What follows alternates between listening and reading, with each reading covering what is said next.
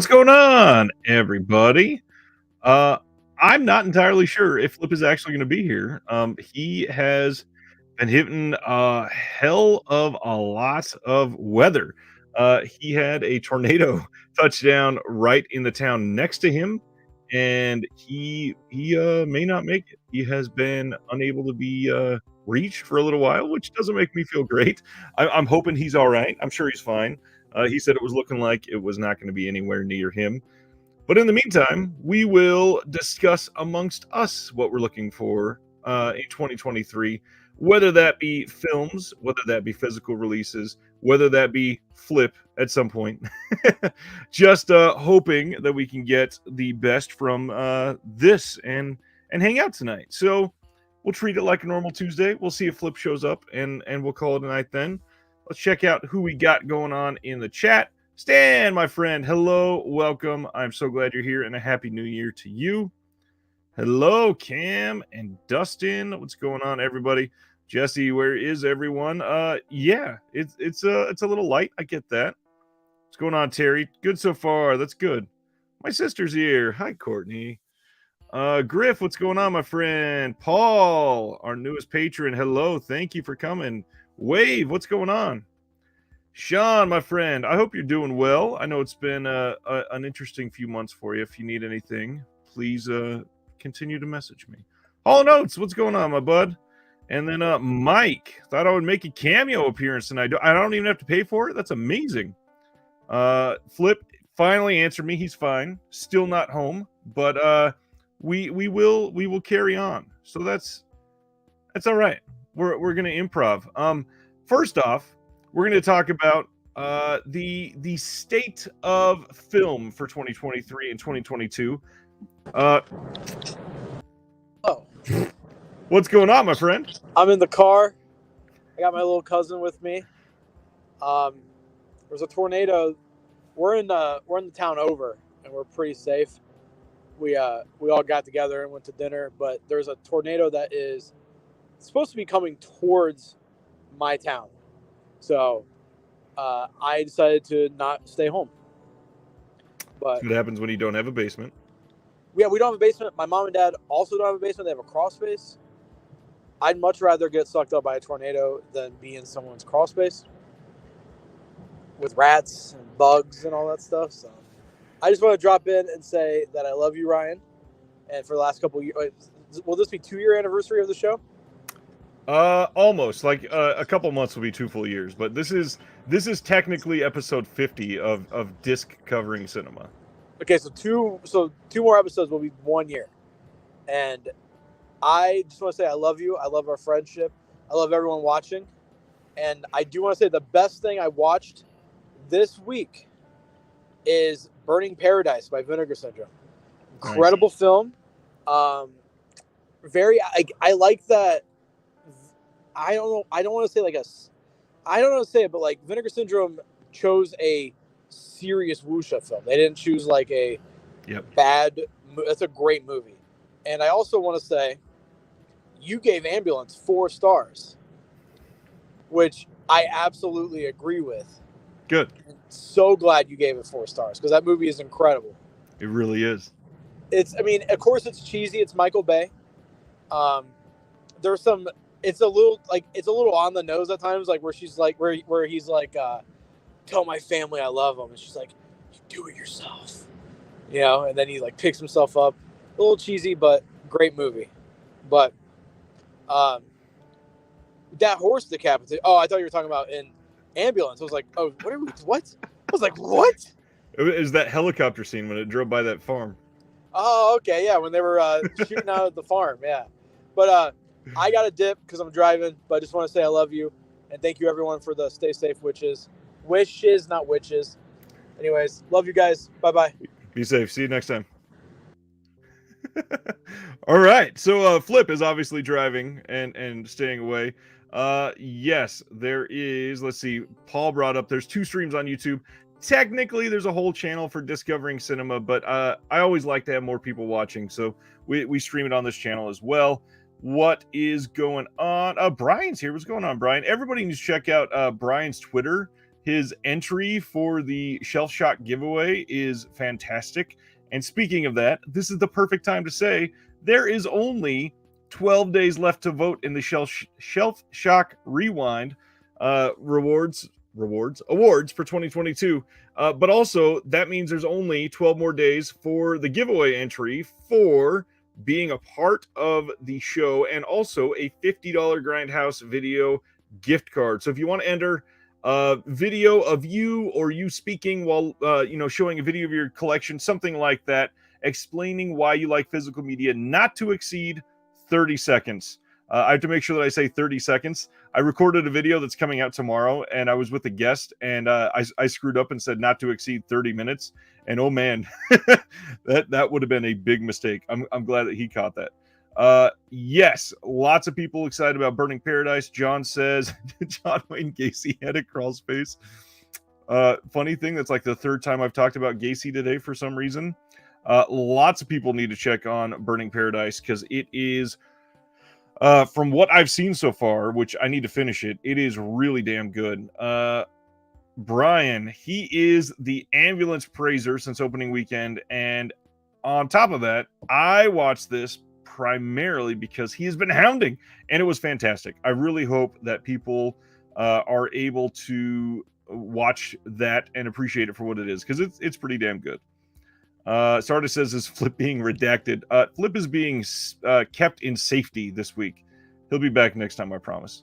King Dingaling, what's going on, my friend? Probably watching tomorrow. Nice. Paul is asking, Burning Paradise is what a Mortal Kombat film should have been. Oh, come on, John. It's not meh. It's very much a Michael Bay film. And that's, if you don't like Michael Bay, you're not going to like it, period. Okay, the important thing. What are we looking forward to in 2023? So I have, every year around December, there's those articles that come out, most anticipated films for 2023. And I wanted to go through these to discuss the important ones, at least to me, and see what you all think. King Dingling, I'm jealous. Got my Radiance Film subscription first ordered today. Very nice. Okay, so next year, the first one that I have on my I really want to see this list is actually coming out this Friday, and that is the Blumhouse film Megan. So obviously the marketing with this film has been wild. Like, there was, I think it was at a Chargers game this last weekend. They did this thing where they had like 15 girls dressed up like the doll that were all trained to dance exactly like they've shown in the trailer, and it's kind of feeling the way that I got the same vibe from Smile. Smile had some really great like viral marketing when they did the whole spooky standing still at a baseball game, and I'm thinking that this is going to be incredible. And just from a marketing standpoint, I don't know what's going on at Blumhouse and some of these other horror studios. I'm loving it. I really, really like the way that they are doing this, hitting the public arena hard, like the baseball playoffs and then Chargers game right before the football playoffs is very smart. Going to get a lot of airplay, and it's fairly cheap. You pay, if they have 10 dancing people, you pay these 10 people, you buy each of them a ticket to a football game, you're golden. It's not that difficult. It looks so much fun. I'm hoping that it feels more like Malignant than something that is much cheesier. So time will tell on that one. But I cannot wait to see how this plays out. My sister, as a marketing person, been raving about the Megan marketing team. They're fantastic. Let's see. Marketing team was so good. Justin, it's crazy that a 12-year-old girl is playing that part of Megan. Judging by the trailer, she does a great job. That is, I don't think I knew that. That's fantastic. That's amazing. John says, I think I'll hate it, but I'm probably seeing it. Yeah, it really does look like a good gateway horror. And of course, that brings out everybody that argues, well, every horror movie should be rated R. And I don't know. I can't agree with that. And I know that's not what John's saying, but there are a lot of people that dismiss everything immediately because it's not an R. Let's see. John says, I'd rather have much cheesier than Malignant. Oh man, I think Malignant was really damn cheesy, but cheesy in a way that people weren't ready for. Like, it felt so much like a soap opera for the first, 65% of it or whatever. It was absolutely cheesy. Griff says next week Skinamarink is coming out as well. Not much buzz on that, but it looks interesting. I would push back on the whole not much buzz thing. I don't think it was on purpose, but somebody uploaded Skinamarink to some torrent sites, and all of a sudden it lit up the world saying this is the scariest thing ever. I don't understand how many people just blatantly like admitted to pirating a film that wasn't out yet. Like the fact that it played at a festival and then it's not going to get as heavy as a push when it comes out because of that. That's the exact kind of thing that people need to realize. Piracy is still taking away from these films. I mean, the release on this is it's sad. The piracy affecting things sucks. King Dingling, when I first seen the trailer for Smile, I was seeing Scream 5, and I said out loud, I'll see it at Redbox. And yet, Smile was a massive hit. Let's see. There's a couple more we're going to be talking. Oh, come on, John. Malignant was not bad. Not bad at all. That is a terrible take. Come on. Bring on big budget schlock. I love this trend. Absolutely. Okay, Griff, yeah, that makes sense. Maybe I should say not as much buzz as Megan. That makes sense.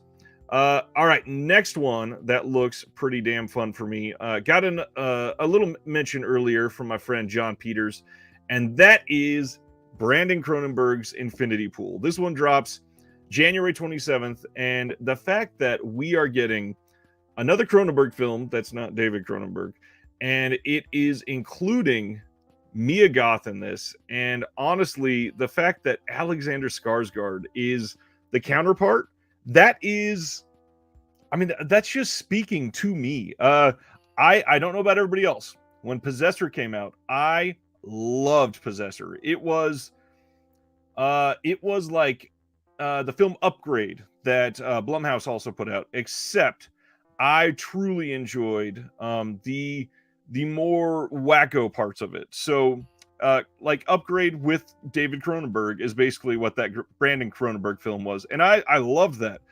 Possessor was a lot of fun. I think it might have been my top few of that year when it came out, and I loved it. I really wish more people had seen it, and I'm glad that it got some attention, rightfully, but I still feel like he got slept on quite a bit. But thankfully, with the cast in this one, I feel like Infinity Pool, as long as it's not so polarizing that people absolutely hate it, I feel like this one has a really good chance of being a pretty decent hit for Cronenberg. With it coming out in January, which is usually, it used to be like we're going to throw trash films in January, but now it seems like the films that they're going to take a chance on, it seems to be changing up a little bit. I feel like that this is going to be a decent little drop for Mr. Cronenberg, and I hope it does well for them. Let's see. Cam says like father, like son, except I mean, I really hope that this is better than the last Cronenberg. I'll leave it there. I didn't love David Cronenberg's Crime of the Future. John thought Possessor ruled, of course. King Dingling, I've been feeling Brandon Cronenberg over his Papa Bear for the past few films. Completely agree. Justin, Brandon Cronenberg and Mia Goth is a dream team. Not to mention, Mia Goth, like, the hold that she has on horror right now, the fact that she starred in 3 different roles in 2 different films that were from the same trilogy in 1 year and absolutely killed every single role is iconic. Just, first of all, you have to give respect to that 100%. Well, I guess technically it was 2 roles. One was aged, one wasn't. But her performance in Pearl, just astonishing, obviously. But I'm really curious to see how she does outside of this now that she's had the attention from the Ty West films. Man, a lot of people loving Possessor. Like to see this. Possessor has the Cronenberg gene. Hollow Notes, you got to see Possessor. It is a great release. We're all going through our Mia Goth phase right now. What a comment, Pooh. That is amazing. That is fantastic. Way to go. Yeah, Crimes of the Future was not great, John. I'm sorry. it just wasn't. It was mid-tier Cronenberg at absolute best. It maybe even like lower mid-tier Cronenberg. Come on. Sardis. She was perhaps married to a name you've heard of. She was married to Shia LaBeouf for a little while, except it was while he was kind of an asshole, and because of that, well, he's probably still a little bit of an asshole, but he was a massive asshole when he was married to her, and it didn't go great because he was addicted to some substances. So, yeah, that's where we're at there. So that's Infinity Pool. The next one. So I'm very curious to see how you all feel about this one, because I am very, very excited about this, and I feel like I'm a little bit alone. Obviously, the marketing hasn't like ramped up super high yet. However, February 3rd, we are getting the next release from M. Night Shyamalan.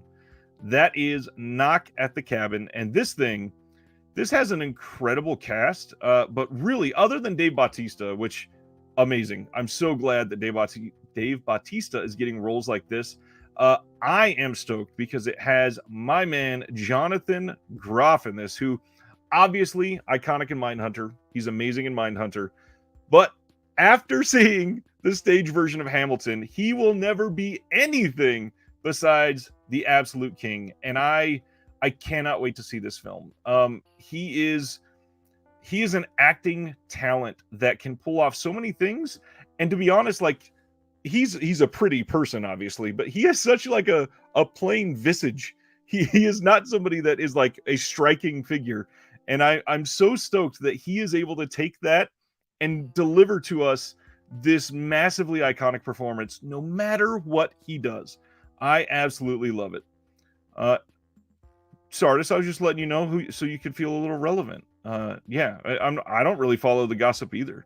I just like Shia LaBeouf a lot. I honestly, I never saw Mia Goth. Well, that I know of. I don't think I ever saw Mia Goth before X and Pearl that just came out in 2022. So yeah. Stan Geezy, it's on. Crimes of the Future was not good. There is not much in that film that was redeeming. The makeup was great. He had a great cast, and okay, he had some members of his cast are really great. Kristen Stewart is incredible, but it was just not great. It was meandering. It was leading nowhere, and it was not something that was super relevant. Let's see. King Dingling, I would like to see Existenz get a release this year. Little gem that was overlooked that year due to Matrix phenomenon.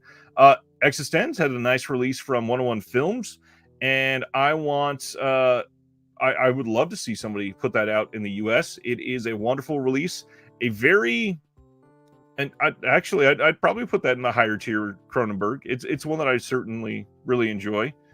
The book that the new Shyamalan film is based on is fantastic. Now, for the actual story of this, M. Night Shyamalan is going to a remote cabin in the woods where two dads, played by Jonathan Groff and Ben Aldridge, and their young daughter are visited by a group of doomsdayers led by Dave Bautista, who claim they've been sent to prevent the apocalypse. In order to save the world, the dads are asked to make the ultimate sacrifice in this paranoid thriller.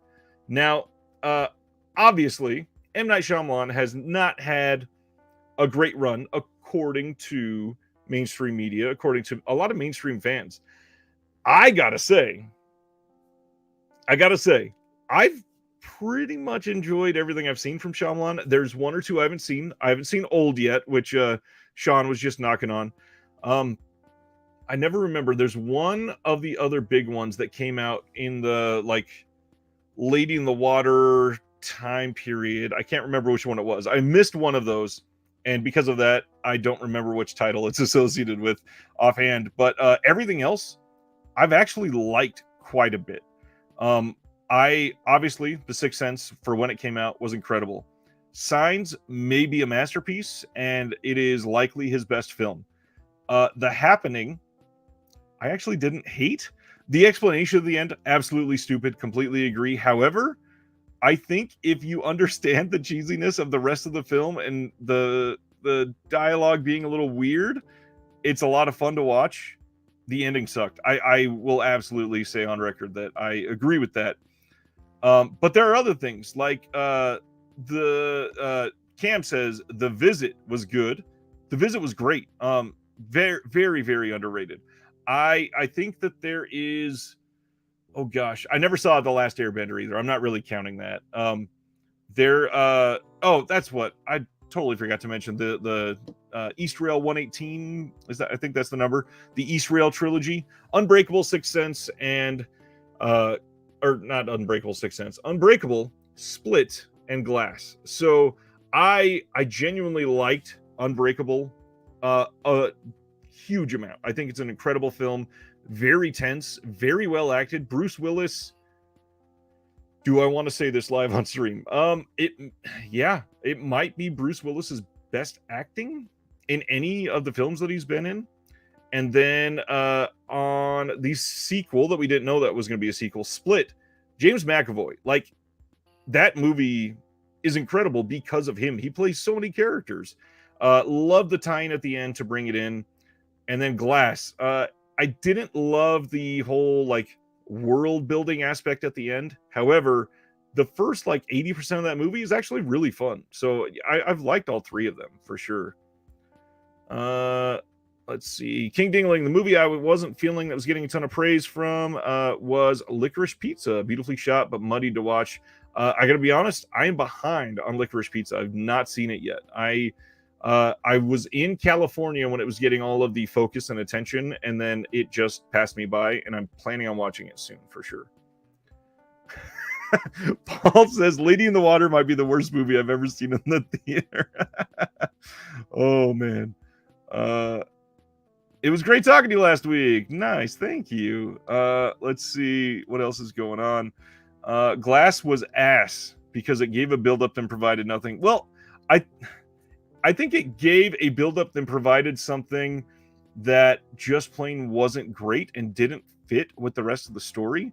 So I don't know. I just didn't really appreciate that aspect. I wanted more from the ending of it, but it was one that honestly, just it didn't work. Obviously, I enjoyed the rest of the film, but did not love the ending for sure. I will forever defend The Happening. Nice! I got another one. Zombies ate my arm. Thank you. Village was likely... yes, Village will likely not get an HD physical release due to Disney. And I think Disney owns a couple others of his, right? I can't remember. Is it Signs that they also own? Village... You know what? The Village might be the one I haven't seen. Now, I think you're the first one to bring up The Village.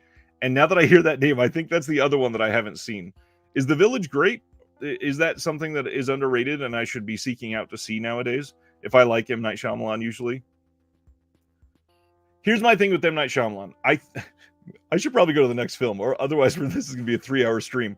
I think that the problem with M. Night Shyamalan's films primarily is his dialogue. It is unnatural and awkward. And then on top of that, the fact that he seems to not only just shoehorn himself in for a cameo, but to play like a major part in most of his films. I think that makes it a little awkward, but his dialogue, the way he writes it is so offbeat and unnecessary. And I don't know, like, what is a good way to describe that? Like the uncanny valley of when you're looking at somebody and you think that they're not quite real, but not quite not real. I feel like that way with M. Night Shyamalan's dialogue. This isn't a real person actually saying this out loud. So that's exactly how I feel about a lot of his dialogue.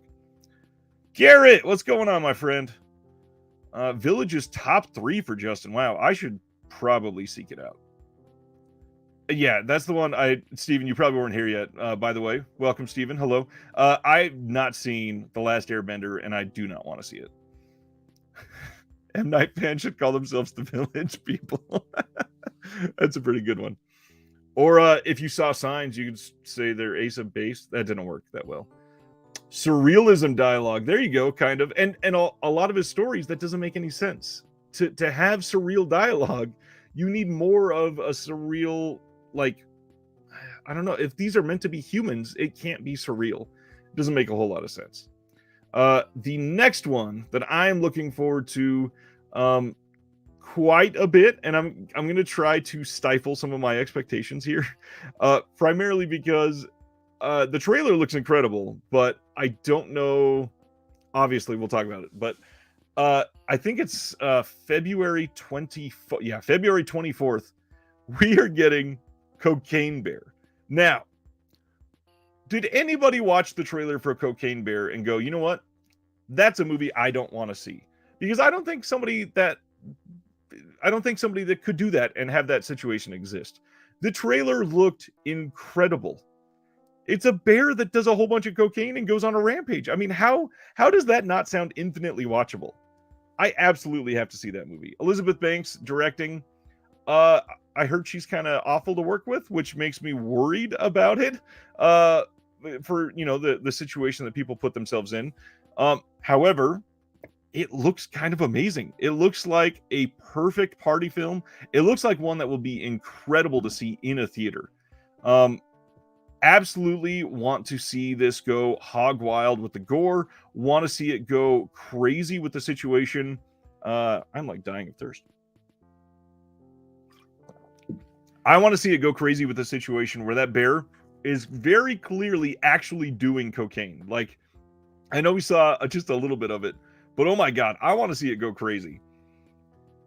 Justin's excited for it. Nice. Anthony says Cocaine Bear looks bonkers. Hope the trailer doesn't surpass the movie. Yep, that's obviously a worry, because a movie like that, it could be the trailer could be in the first 2 minutes and everything else is great, or that could be all of the best stuff and that's all we get. Love this. The movie's called Cocaine Bear. That's enough for me. Do check out Old. It's a fun little movie, kind of a feature-length Twilight Zone episode. And that is what I was expecting. And a lot of people seem to be expecting like full-blown horror. And I think that might be one of the other things with M. Night Shyamalan, is because of the success of The Sixth Sense followed by Signs, everybody wants full-on horror. And a lot of his stuff just isn't that. So yeah, if you go in expecting a little less, you might be happier with it. The trailer is the guy who does all the IKEA TikTok videos about what customers say. Yep, that is that is the guy. Ray Liotta's final performance, and he looks great in it. I'm still sad that he is gone for sure. This is exactly what I thought. Dave says Cocaine Bear could be this generation's Snakes on a Plane. Absolutely. And after with the Patreon back in, oh gosh, it was like July or August, we watched the Severin release of Day of the Animals and had such a fun time with that this is exactly the type of film that felt like, just amped up to craziness, and I can't wait to see it. Cannot wait. As soon as I heard Elizabeth Banks Cocaine Bear, I was in. Nice. As long as they make the sequel a Heroin Deer. Just finished Shallow Grave with Ewan McGregor. Liked it. Nice. Very nice. Let's go on to our next one. My next one. This is going to be very trepidatious. Looking forward to it. The next one that I... Oh, Paul. I have to highlight that comment. Cocaine Bear should have been about Stephen King in the 80s. That's great. So the next one is March 10th. Again, cautiously optimistic. We are getting Scream 6. Now, the reason I'm cautious, no Nev Campbell. And that to me is very worrisome. However, what Scream 6 is already showing, that little teaser that they did on the subway, looks incredible. I don't know if anybody else saw it. The poster that they released this week, oh my God, looks amazing. Like one of the best movie posters that I've seen in a long, long time. I thought it was genius. I thought that it was really artistically sound. I thought that it was so refreshing from the whole floating head thing that is going on, or the poster for First Reformed seemed to be really inspiring a lot of people to do something similar, where they have a face and something burning across it. Can't stand that. This Scream 6 iconic poster is something that I absolutely want to print of eventually. It looks amazing. Other than that, we don't know a whole lot about it. It's in New York. It's in Manhattan. I really hope they play some homage to my friend. I can kind of point it out. Jason Takes Manhattan. I really hope that they they do more to kind of make fun of that. It's a meta series. We should get something like that. King Dingling says M Night is what people are going to do to Jordan. M Night is what people are going to do to Jordan Peele. Mark my words. So I think it makes it sound like you're saying people are going to turn on Jordan Peele. I don't know. M Night Shyamalan kind of came out of nowhere, and he had very low expectations suddenly become very high expectations because of his immediate success. Jordan Peele has been successful with almost everything, and if people were going to turn on him, like, I really think that whole Twilight Zone reboot would have been an immediate turn for him. Really not a lot of people that liked that thing, and obviously he was just the producer, but yeah, that to really focus on him in the marketing, I think was a hard hit for him. Let's see. Excited for Scream 6, keeping expectations in check. Exactly. Most of Scream 6 should be on a boat then. I would be kind of impressed if they could make most of it on the subway, if they could somehow make that work. Ask your local theater for a poster when the run is done. If not, then keep an eye on forums or various secondhand sites. Absolutely. Yeah, I'm certainly going to be trying to do that eventually. Next one, nearing the end of that month on March 24th, one that most people, as soon as I say March 24th, you probably already know the title. I'm going to take a drink, see if somebody gets it.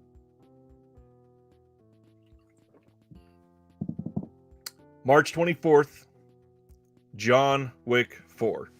So the John Wick series is obviously inspiring a lot of action films nowadays, and it is leading to more and more of the people are using it, so I'll say realistic action, and I think that this one seems to be leaning into some of the crazier stuff. Obviously they have to keep ramping it up, as they have in every single sequel, and then of course they have a TV show coming out that they're going to have to lead into somehow. First off, stoked that Lance Reddick is going to come back to be a part of that for the Continental TV series. I'm very curious to see how John Wick 4 is actually going to pull it off, because there are a lot of names associated with it. There is a lot of potential for some failure. There is, of course, the fact that because there are so many names, they're going to give focus to the wrong names at the wrong time and then kind of choke on the script, which has happened before quite a few times. Dave says, is my imagination, or is the Evil Dead Rise poster a Photoshop of the Smile poster? Interesting. I've not looked at that. I will have to take a look at that. Bob, my friend, what's going on? Hello. Never seen John Wick before. If I see one on streaming, I'll check it out. I think they were all on, what is the studio that did it? I feel like they were on Peacock, maybe?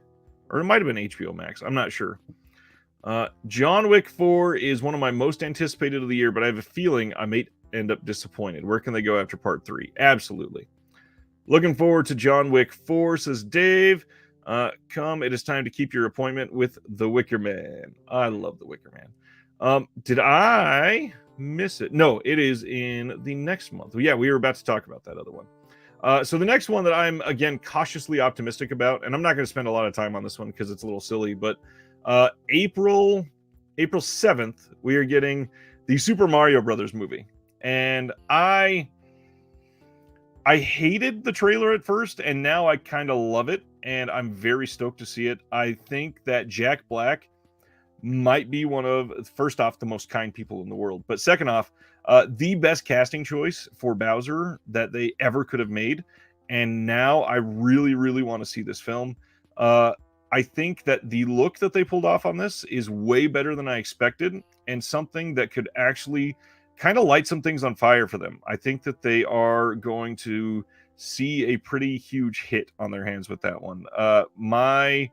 My youngest kid is probably going to beg to see that one in the theater, and I will happily oblige. All of the John Wick films are on HBO. Nice. Thank you all. Zombies ate my arm too. Let's see. Cam says, just going to see John Wick 4 before I judge. No point for me to have expectations. And that's how everybody should walk into every film, I got to be honest. Obviously, it's a little difficult to do when it's a franchise and you're invested in it. But, I get it. The next one that I am super interested in, obviously, April 14th and April 21st, back to back, are going to be two pretty massive, massive weekends. So, first, April 14th, we are getting Renfield. Now, April 14th is going to see the debut of Nicolas Cage playing Dracula with is the actor's name Nicholas as well? Yeah, Nicolas Cage playing Dracula and Nicholas Hoult playing Renfield. And from what I have read about this movie, is that this is going to be amazing. Uh, kind of campy, kind of just very over the top, and that is going to perfectly fit Nicolas Cage. I cannot wait to see this movie. Um, I think that it is a time, like I've been saying over the last couple of weeks, as we talked about the cycles between zombies and vampires. It is time to bring some amazing vampire films back, and I really hope that this is something that could start the cycle because it looks great. The set photos that we had leak of Nicolas Cage looked fantastic. The makeup looked a little wonky, but obviously the lighting and all that wasn't right. So I just trying to imagine it. I think it's going to look really good, and it's Nick Cage. I've liked almost everything he's been in, except for the super cheap cash grab stuff, and even then, a couple of those were fun at least. But the following week, this is where what we were just talking about comes into play. April 21st, we are getting to see Evil Dead Rise. Now, this one is going to have its first trailer drop tomorrow, and they had a teaser came out today that was like just over a minute long, something like that. And I don't think I'm going to watch the trailer. I try not to watch the trailers on a lot of these films, but this movie looks genuinely creepy. And I'm really curious to see how they're going to bring the whole Evil Dead franchise to an apartment building. But it doesn't look like it's going to disappoint at all. It looks very creepy. The makeup that is done for this film looks to be top notch.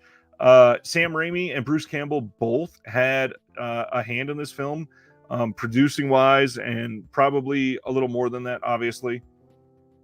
But with this movie, there's going to be a lot of expectations for it, and we were just talking about that. But I want people to try to focus on Evil Dead 2012, when the remake or reboot came out or whatever.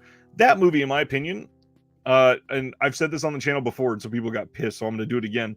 I honestly think that is the best Evil Dead film. I think it's the best acted Evil Dead film. I think Bruce Campbell is maybe putting on a better performance in a different way, but I think in terms of what they were going for, the Evil Dead remake, it was incredible. I really want them to lean heavy into the feeling of Evil Dead and when that came out. It is something that is iconic, obviously. It is another beloved franchise with a lot of fans, and I don't want it to be something where people are unfairly bashing it because it doesn't live up to their views of the franchise. So we'll see on that front. Let's see. King Dingling, also excited about Evil Dead Rise. Dave says, Renfield sounds like it's got the same offbeat crazy as Blood for Dracula, which I am here for. Sounds like it's going to be like Demons 2, right as Paul says. I hope it doesn't just ape Demons 2 or Wreck. John's got an interesting take. I don't think it'll connect to anything. It'll be standalone within this world. I agree with that in terms of the characters, but I feel like they have to attach it somehow with like at least the Necronomicon idea somehow. There's got to be a way where it fits being an Evil Dead film in some fashion. Because this to me doesn't scream like one of those in name only sequels. I think this is going to be something where they lean pretty heavy on that franchise. But time will tell. Then we're starting to get into the summer months, and I wasn't going to mention these, but May 5th and May 19th, we got the two big blockbusters, Guardians of the Galaxy 3, and then Fast X or Fast 10, however we want to say it. I don't love a lot of the Fast and the Furious films. I think there's a couple that are really fun, but not really looking forward to that one. To me, it jumped the shark a little bit ago. But they're popcorn films. The Guardians of the Galaxy Volume 3, I'm a little more interested in because I want it to feel like what it feels like they're leading up to, which is where we are going to have some sort of either disbanding or having major characters from the Guardians literally die. Obviously, Marvel has kind of not been great for Phase 4. A lot of people unhappy with it, including myself. Even though a couple of the films I've genuinely really liked from Phase 4, I'm kind of not high on Marvel at the moment, for sure. And I've never been like a huge Marvel fan or anything, but I've watched them all.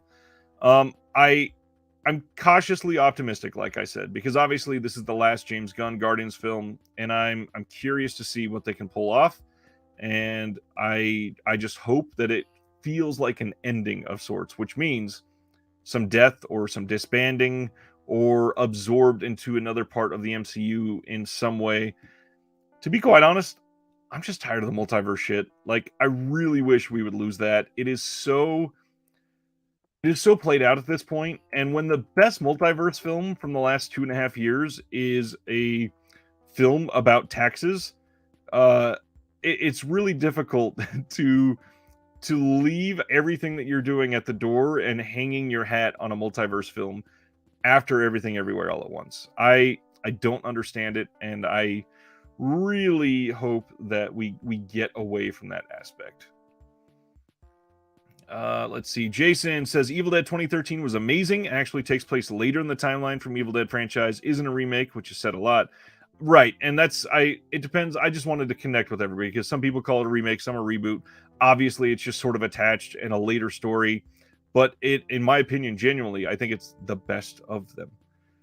Wave wants to know if it'll be bloody or bloodier than the original in the 2013 version. I mean, 2013, it literally rained blood, and they've already been talking about a lot of they had to use so many tanks of blood for this film. I can't wait. Absolutely cannot wait. Dave, I agree fully. Evil Dead without the Necronomicon is not Evil Dead. The Guardians Christmas special sucked. I've not seen it, and I've not heard a lot of strong feelings either way, so that would not surprise me. Let's see. Everyone thinks Rocket will die, but I bet it's Quinn. And honestly, with the way that Chris Pratt is, that wouldn't surprise me at all, actually. Anthony, unfortunately, I think the multiverse stuff and all this comic stuff is printing money, and I think it will be some time before it goes away. I think you're sadly probably correct. One final film where the universe collapses and God puts it in a bottle in his pocket and says, "So much for that." That's the end of that multiverse. That would be nice. 2023, the year we finally get Iron Eagle on 4K. Gotta love that. Let's find out what is next. I'm gonna skip one because it is one that is maybe my most anticipated, so I'm gonna come back to that one. There's a Pixar film coming out in June 16th, called Elemental, and for me at least, Pixar, they can just cash my check no matter what. They are a production company that I love, and I've enjoyed every single thing that they've been able to do, and I will continue to follow them. And unfortunately, Elemental, it doesn't look to be okay. Maybe I shouldn't say unfortunately, because I don't know a whole lot about what it's going to be, obviously. However, it sounds like, and the art they're using, it screams Inside Out to me, which I loved Inside Out. I think it's amazing. I kind of think we need to lead away from that. And even Soul took some elements of that. Elements. That was not on purpose. Even Soul, when they were the little souls in purgatory or whatever it was, they took some of that same animation type where it was just a blob with eyes. I want to get away from that, but with Elemental, it is like a little fireball with eyes and a little ball of water with eyes, and like, okay, it's easier to animate, but come on. I really wish we could get away from that for a little bit. Like Luca, I think was really great. I just want them to lean into a different direction. King Dingaling, the real question is Evil Dead Rise going to practical effects or CG? Unfortunately, it'll probably be a combination of both. I think that the The fact that nowadays it is cheaper somehow to animate blood than it is to use fake blood, which they also did for Evil Dead Rise, I think that says a lot, and unfortunately answers that question for a lot of these developments. These productions are not going to be able to stay afloat unless they do use some of that cheap CG. So I get it. I don't love it though, of course. Let's see. John says, I think it's a sequel to Inside Out. Unless that is like an undertone thing, I don't think so. There is a sameness to all these animated films anymore, and it's bland. It very much is, and that's exactly what I was getting at. I can't stand it. It's the same thing with the whole, I'm sure you guys have seen those memes, the DreamWorks face, where he's got the little half smile, and it's been in every single DreamWorks film. No thank you. I really want them to lean away from that. What is next? Next for me, obviously, got to mention Indiana Jones and the Dial of Destiny. Again, this could be great. It could be awful. This is coming on June 30th, and because of the whole summer blockbuster thing, I think this is going to be a pretty huge hit. Will it be huge quality-wise? Time will tell. The other big thing is just 2 weeks later, on July 14th, we are getting Mission Impossible Dead Reckoning Part 1. Now, we were actually talking about Mission Impossible in the Discord today. And Mission Impossible is one of those series that it started off so long ago, and now we are in this weird, like, post-2003 world that they are amping every single film up to, I can't even just say 211. They are taking these to new lengths, and suddenly Tom Cruise is thinking up some crazy stunt for Mission Impossible, like 19 right now. And it's wild, but how are they still so high quality? Like, it doesn't make sense. To me, honestly, I think the last few are better than most of the Bond films. I like what they do in these films. I appreciate everything that they do to make it feel like a blockbuster, like a popcorn film, like a practical effect heavy summer blockbuster. And every once in a while, you need one of those. I mean, even next year, we're getting a new Transformers film. I'm not dying to see it. It honestly, it kind of looks all right, but I don't know. The title is a bit clunky for a couple of these. That was probably about Indiana Jones and the Dial of Destiny, but Mission Impossible Dead Reckoning Part 1 is also pretty clunky. Yeah. Dave says Mission Impossible is my movie crack. Absolutely. King Dingling, Terrifier 2 was pretty great and pretty much all practical. It's unfortunate if too much CGI. Well, it wasn't pretty much all practical. There was a lot of other random things that they did to fill in the cracks on that as well.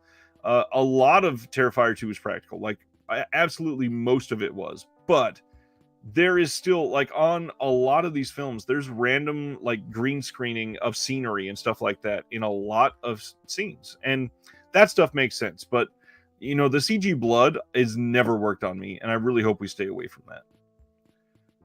Mission Impossible 2 is the worst of the series. Totally a commercial for Audi TT and Porsche Boxster. Go back and watch them now. Total cringe. The second one, yes. The first one is still great, and honestly, the third one isn't terrible. And it's kind of weird that those first few were done by, like, iconic directors. I mean, come on. The fact that John Woo did one, the fact that Brian De Palma did the first one, like, that is amazing. John really likes Spine of Night. I still need to see that, damn it. Unique animation styled film. Yeah, I need to see it.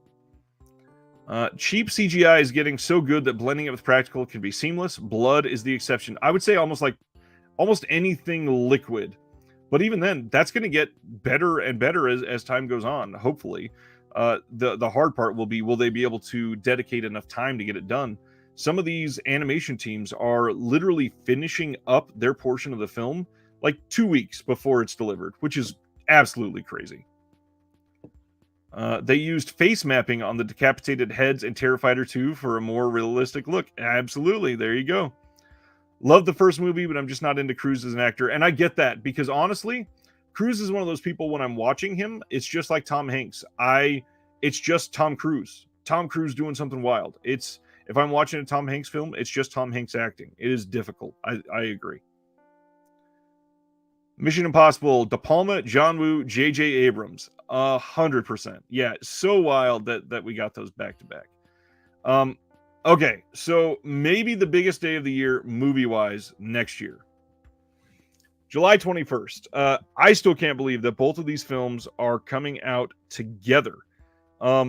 We are getting two polar opposite films on the same day. Oppenheimer from Christopher Nolan and Greta Gerwig's Barbie. Now, I am genuinely excited for both of these. Oppenheimer looks ridiculously great. They put out a little teaser that was genuinely a teaser. Most of the major cast was not even in the teaser, and I thought that was incredible. The fact that we don't even see, like, Florence Pugh is in this and she's not even in it. She's like one of the hottest characters in Hollywood right now. How do you not put her in the teaser? The fact that it is done in a way that Christopher Nolan was allowed to do things like make his own, I won't say nuclear explosion because it probably wasn't nuclear, but he did something to recreate a nuclear explosion. That really gets me excited. I want to see how they did that. But then, oh my gosh, Barbie. For anybody else, if you have not, watch the teaser for Barbie and tell me that it doesn't look hilarious. They are going full-blown camp with this movie, and I am stoked. A lot of people hate Greta Gerwig for whatever reason. I have always adored her. I think she's decent as an actor, but I think as a director, she's actually pretty damn good.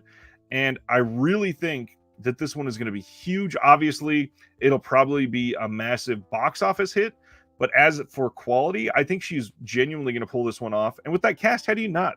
Margot Robbie, Ryan Gosling, really nailing down like the completely ignorant, blissfully ignorant type of character that Ryan Gosling just can absolutely pull off.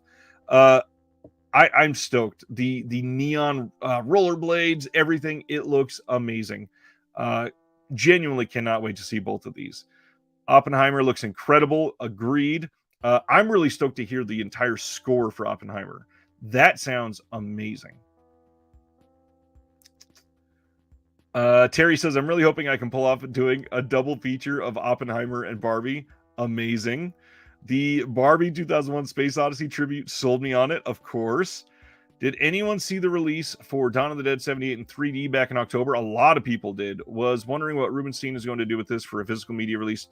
That was not the first time that is played, by the way. That is one that it has played the rounds a few times, and I don't think Rubenstein is going to do anything with it for a physical release. It sounds like.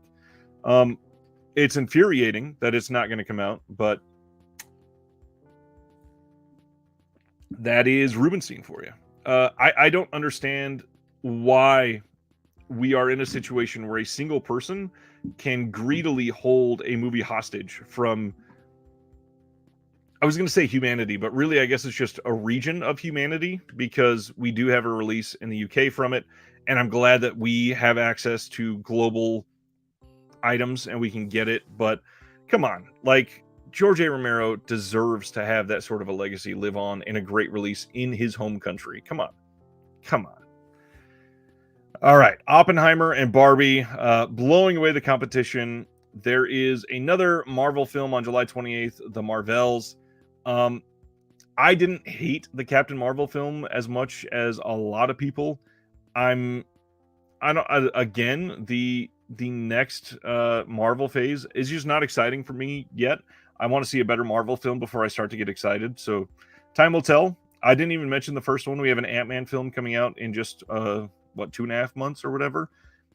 I'll probably see it, but I'm not going to get excited for anything Marvel just yet. The other thing that we have a confirmed date for is one that is sure to be very divisive, and that is David Gordon Green reviving the Exorcist franchise as a direct sequel, and as part of that, he is even bringing back Ellen Burstyn, which, that one aspect alone would probably get me in a seat to watch this film. But I'm very curious to see what he could do with this. I think that this will be a better franchise for David Gordon Green to tackle than Halloween.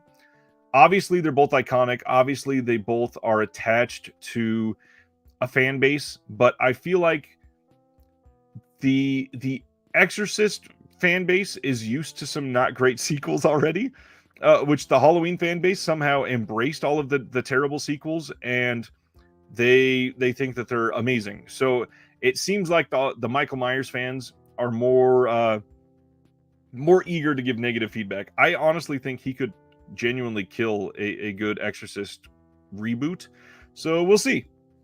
Better watch Miss Marvel beforehand. I know I need to. Oh my gosh, try 6 weeks.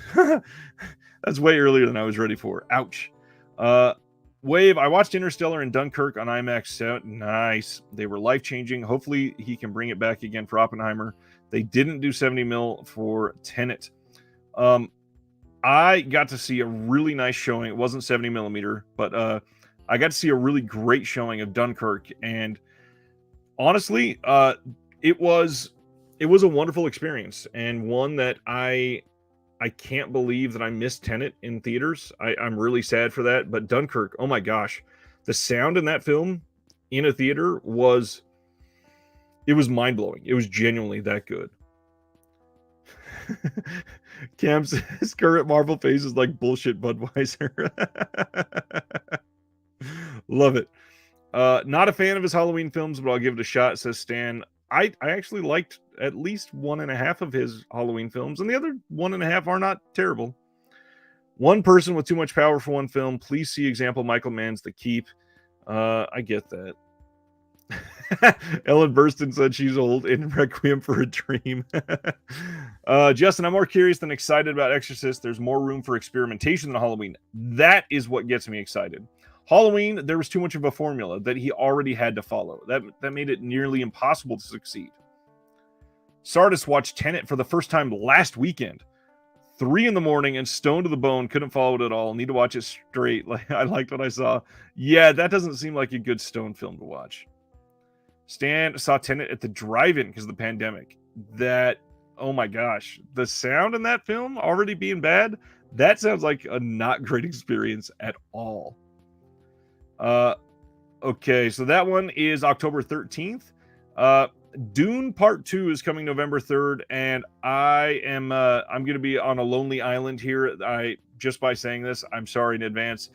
I still haven't seen the first Dune. I know that's not great because a lot of people loved the first Dune, but from what my closest friends have told me that have been deep in the stories and all that, the first film is like an intro, and it is just frustrating unless you can see the ending of the story. So I'm kind of waiting for the second one, and I might do like not necessarily a double feature, but a day where I watch both of them.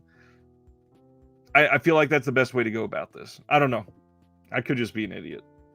I'm gonna try to find maybe a theater showing both of them, either in one day. Man, the hard part is they're probably gonna do it back to back. I don't know. John hasn't seen Dune either. Cool. I'm not alone then. Great. Gonna love Dune. I wouldn't wait. Interesting. Did not mean to tap that. Sorry. I should not make that joke. Okay, so 2 more left that I'm semi interested in seeing in the second half of the year. The I don't even know how to explain these. So like I don't know much about the second one other than who's going to be in it. And the first one, it just sounds wild. But December 15th, we are getting Wonka, which Timothy Chalamet is playing Willy Wonka, and we've been seeing pictures of him playing Wonka for like 9 months somehow. Now, the only thing that really gets me excited is Timothy Chalamet can genuinely act, but he's also bringing along Olivia Colman and Keegan-Michael Key, and that sounds very interesting to me. I kind of want to see him lean into the silliness, so time will tell on that front as well. The other one, December 20th, is currently the date that we are going to get a release of The Color Purple. Now, obviously, the mini-series Color Purple is iconic. One of the best creations ever. Some incredible black cinema. Whoopi Goldberg was amazing. There is a lot of great stuff to say about the original. Now, the cast in this one has me kind of excited. We got Taraji P. Henson, Corey Hawkins, Danielle Brooks, Coleman Domingo, and then this one, obviously, I have no reason to think that she's going to be amazing other than what I've seen with her music stuff. Her, the like R&B hip hop artist, her, Her, is going to be starring in The Color Purple, and I'm really curious to see how she does. I've loved almost every single thing Janelle Monáe has done in film, and I'm really hoping that her is able to transition into that as well. I feel like with the artistry that her has shown in her performances, it is a really, really great set of we'll say like resume builders to make movies, and I'm very excited to see it. Cam, if you're asking about what I'm talking about right now, I'm talking about The Color Purple. There's another adaptation coming out in December. Terry saw Tenet in the drive-in too. Listened to the sound through my phone. Didn't have any real complaints. Ouch. Dune was great in the theater. It was broadcast through the radio at our drive-in. No problems with the sound. It was still, I don't know about that. All right. I think that is all I am really looking at for things with a set in stone release date, except for I'm going to jump back to June and throw in my most anticipated film for this entire year. June 2nd, we are getting Spider-Man Across the Spider-Verse. Now, again, we just talked about Marvel fatigue and multiverse fatigue. The first Spider-Man into the Spider-Verse, I loved. I think it might be either my top, it's in like my top 3 favorite comic book adaptations ever. And just the animation alone is interesting enough to make me so intrigued to see this film that I will happily go in a theater on opening weekend and pay good money to sit down, probably with my kids, and watch this movie. I am very eager to see if they can pull this off. And now, obviously, I believe they're working on this and a follow-up to this at the same time. I hope that we are able to have a lot of the same quality that comes out of this one, just like we did in the first one. The first one was iconic, surprising, legendary, some incredible voice performances. But again, the animation, I don't think anything can truly top the animation that was in that first Spider-Verse, unless, I don't know, there's a lot more that they'd really have to go into. And I'm not an animator, but it looks amazing. It looks stupendous. And the second one obviously got delayed because of the pandemic and a few other random things that caused it. But I've cautiously been, counting down every single moment until I'm able to see this movie. And I'm just very, very excited to see it. Let's see. Dave, can't see Wonka without thinking of the vid connecting Willy Wonka to Snowpiercer. All right. That's interesting. Wonka can't be worse than Charlie and the Chocolate Factory, right? There were parts of Charlie and the Chocolate Factory that were okay. The movie itself was pretty terrible. Probably looking forward to Spider-Verse and Oppenheimer the most, but I haven't seen what indie films are coming out yet. I'm going to go over a couple of those yet, because most of those we don't have actual release dates yet. DC, what's going on, my friend? Hello. Undecided about Spider-Man, says Griff. My niece absolutely loved the first, but when she saw the trailer, she said it looked okay, but not as good as the first. I don't know. I think a lot of people had that same thoughts about the trailer from the first one, so we'll see. King says Spider-Verse's strong point was the story. Animation was secondary. Really endearing film. True, but I think what drew me in, because of what I like about that, the animation alone. I could have watched that film on mute with no captions and just been enthralled by the animation 100%. They brought in some great animators to the second one on top of the original crew. They posted process shots on Twitter. Very nice. Will they be licking schnozberries? Yeah, DC, we just talked about Dead Reckoning just a couple minutes ago. Okay, some of these other ones that don't have release dates yet that I wanted to at least give a small shout out to. So Ari Aster's film Beau is Afraid is coming out this year. We got a really awkward looking poster with this random face that is not Joaquin Phoenix, and then the name Joaquin Phoenix was huge. Now, this was previously titled Disappointment Boulevard, and that title alone got me excited. But an Ari Aster film with Joaquin Phoenix sounds amazing, and I cannot wait to see that. Don't know when that's coming out yet. Who knows? Probably. I wouldn't be surprised if it was like an April-May release. I think I'm saying this one right. Enismen is coming out sometime in 2023. It is a folk horror film set in the 70s. It says it's focusing on a wildlife volunteer who goes mad while patrolling a remote island off of the British coast. This kind of screams like sort of like The Wicker Man and Blair Witch together, which is very, very interesting. And I love the Blair Witch, the original one, obviously. So I'm very curious to see how this one goes, and I'm hoping it gets a wide release for sure. The next one, one of my favorite directors of all time, maybe even my favorite director as far as like number of hits versus number of misses, would be David Fincher. And David Fincher is finally coming out with a killer to Mank, which was obviously a tribute to his dad, but not one that many people liked. He's putting out a neo-noir thriller about an unnamed assassin that is played by Michael Fassbender. This is based on a graphic novel that was also called The Killer, and I'm just curious to see what David Fincher can do with an assassin film. And I just hope it's a return to form for him, because I have loved most of his movies, Mank notwithstanding. Let's see some others. We've got a film coming out. I believe it's a Netflix original called Leave the World Behind. And the only thing really about this one that kind of drew me in is the cast. We've got Julia Roberts, Mahershala Ali, and Ethan Hawke. And Ethan Hawke, maybe one of my favorite male performers nowadays. I truly like pretty much everything that he shows up in, and I want it to be a decent film. Julia Roberts has not done a lot that I've loved in quite some time, so we'll see.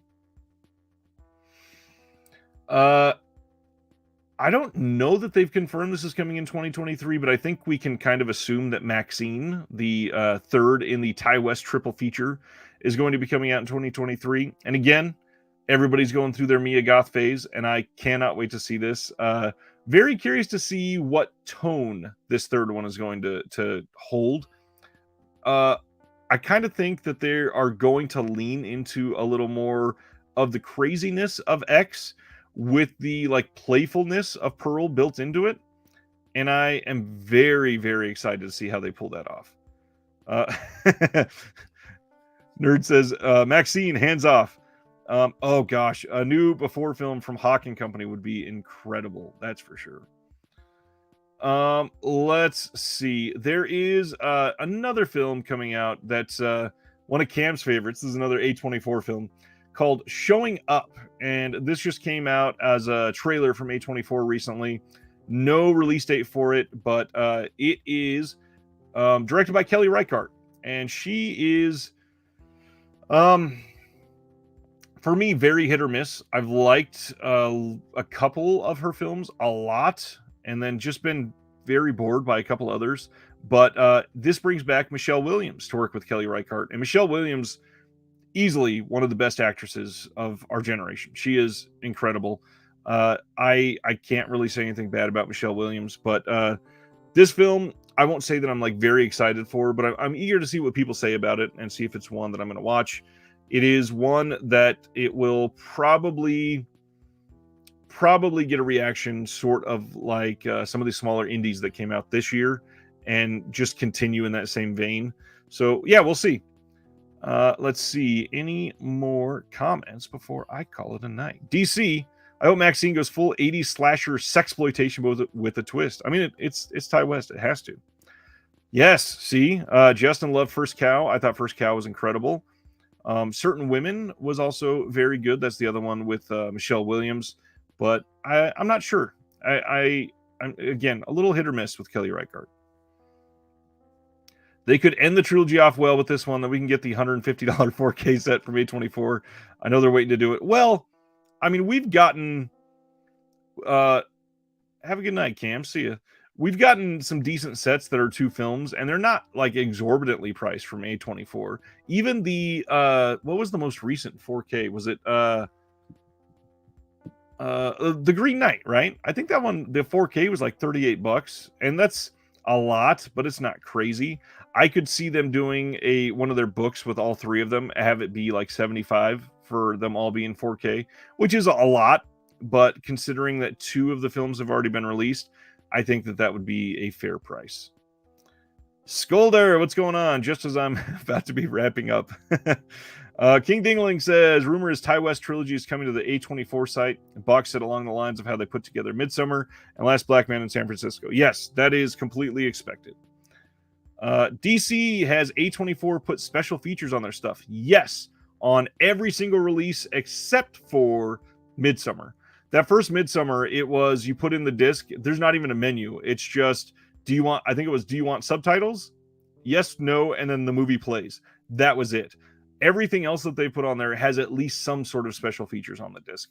Not sure why that first one didn't get anything. They may have just been like testing the waters because that was their very first release that they did. But it obviously did fairly well for them. And I'm glad it was the director's cut because I think it's the better cut. Let's see. Griff, do all A24 titles get physical releases? Spoilers? No. Couple I'm waiting for are out overseas, but I would wait if so. No, it's not guaranteed. And the worst part, there has been, since A24 has been a production company and have teamed with Lionsgate to put out most of their releases, they have, I think they put out about 8 or 10 films only on DVD, and a few films just have gotten no release. There was one I was just talking about the day before yesterday that doesn't have a release yet, and I'm dying for. I don't remember which one it was offhand, but yeah, they honestly they don't.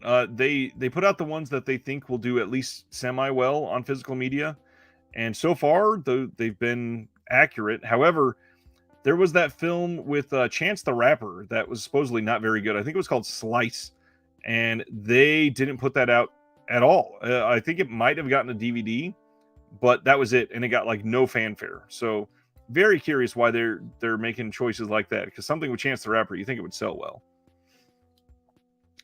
Yes, I agree, DC. I think they got a ton of bad feedback about the no special features. Wave, I bought Midsummer, Last Black Man in San Francisco, Lamb 4Ks from them. They were like 35 each on average. Not bad, good quality packaging. Absolutely. And if you watch, I think that came out tonight, right? I can't even remember when I have a video scheduled for. I believe tonight I had a video release that was my discoveries of the year. Yes, that came out tonight, just a couple hours ago. And one of them is the Last Black Man in San Francisco release. And that release looks incredible on 4K for sure. King Dingling, my friend. Sneezing. Sorry. Good night. Hello. I'm back. Out like a boner in sweatpants. Have a good night, my friend. Funny Pages and Aftersun. Aftersun, I think, is a shoe-in. And I think I was talking to Jeremy Long about that one. That one, I think they might be waiting on some Oscar play to maybe put some of the branding in that release. Aftersun is getting like this big groundswell of support right now because of the year-end releases. So I could see Aftersun getting a release like mid-February, and maybe they have a lot of it done. They're just waiting on updating the key art or something like that. We'll see. This is exactly what I've heard, John. I've not seen Slice, and I've heard to stay far, far away from it. I was cautiously excited when it got announced, and then all of the reviews were like, good Lord, this should never have been made. Bought Krisha Blue from them too, signed by Trey Edward Schultz. Very nice. And that on their site was going for like $20 when people didn't realize that you could get it on a restock on their site. And on eBay, it was like $55 or something like that. It was crazy. DC, are we going to gather and break down the entire subscriber week once the dust has settled? Yes. Thursday night on Reconnected, me and my friend Will Dodson, who has been on the channel pretty much every month since September, and that will likely continue moving forward. We are going to be discussing all of the week's happenings so far. Obviously, we're going to miss the second VSL release and the second VSA release, and we'll talk about those on the following Thursday. But yeah, we're going to break down the reward section that they were doing with us. That was a weird way to say that. The reward section that they offered to us, and talk about why you might want to be cautious about what you're redeeming, how to redeem, and all that. And looks great. Bought the Florida Project poster from their shop, signed by Baker like 3 or 4 years ago. Very nice. Wow, that's really cool. Ashby Owl says that's me. Is that Sean? I don't know if that could be Sean's account watching. Justin says that first VSL looking real nice. Honestly, very impressed with that. I am very excited that they released that VSL. All the intricacies attached to that film, we're going to try to break down on Thursday, because there are some things that I don't think everybody knows about it. It would be great. Oh, it's Will's account. There we go. Hey, Will. You could have just played off being Sean Baker for a moment, and I would have believed it. Excited about the VSL now that I've seen the first release. And the crazy thing with VSLs is they can do that for any genre. They can do that for any time. They can make it a completely modern film from a different genre altogether. So that's kind of the entire point of that whole labs idea, is they can just keep running experiments. DC, I'll be there with bells on and nothing else. Hell yes. Did you notice the VSL was number 2? Yes, there's 2 things. Either the one announced on Friday will be number 1, or they assigned catalog numbers as they were working on things, and number 1 might have been delayed. So we'll see eventually. Joe Jack, any recommendations on today's 10 for 10? Absolutely. Let me see what is still in stock and being on offer. I gave this in the Discord today. Let's see. So we've got Death Row Game Show. If you have never seen this, it's a must own, and I believe it's going out of print, so make sure that you get that one. Shallow Grave. This is a very if you watch the other video that I put out today with my son, you'll understand the joke behind this. It's a very mean film, and I don't mean that in the mean equals funny way like he said today.